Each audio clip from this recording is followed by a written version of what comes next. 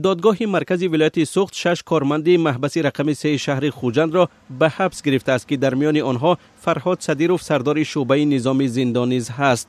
شب 7 نوامبر در زندان رقم 3 شهر خوجند عصیان سر زد که در نتیجه آن 10 نفر کشته و زخمی شدند. آخری هفته گذشته فیض‌الله سفرزاده سردار زندان هم دستگیر و با قرار دادگاه برای 2 ماه آینده به بازداشتگاه موقتی یا سزا انتقال یافت.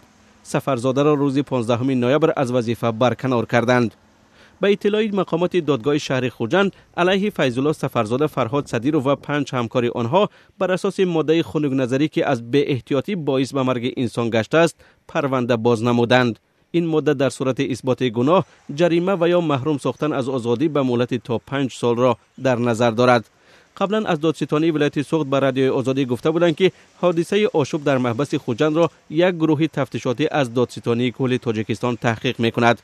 در این آشوب به اطلاع منابع رسمی 23 محبوس و 2 کارمند زندان کشته شده و چند نفر دیگر مجروح گردیدند. اما منابع غیر رسمی از هلاکت تقریبا 50 نفر در این حادثه خبر می‌دهند.